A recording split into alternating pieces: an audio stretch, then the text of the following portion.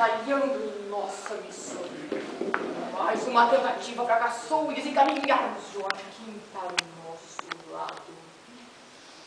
Precisamos de estratégias mais ousadas para conseguir mantê-lo na ignorância.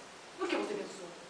Bom, andei olhando em sua tela mental a tendência de falhas com drogas, como a bebidas.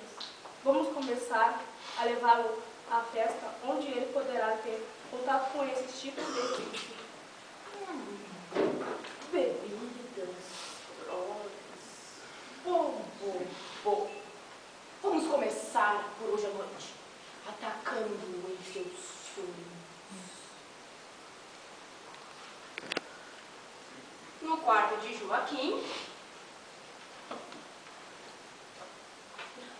Ai, que sono.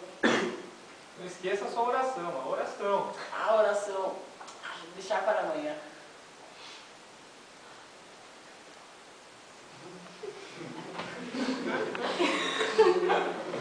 Então, os dois irmãos inferiores, se aproximando durante o sono do corpo físico, convidam Joaquim para a festa no umbral.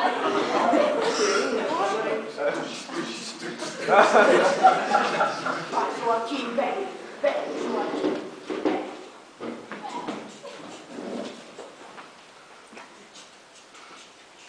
Olha aquela cantina ali, Joaquim. Aquela lá. Isso aí.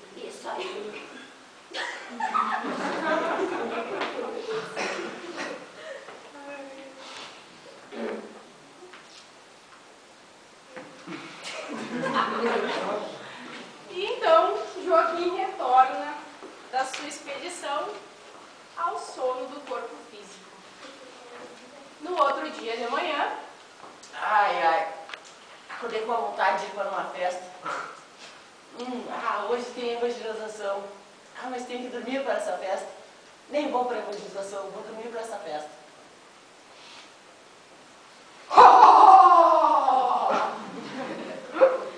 e assim termina a história.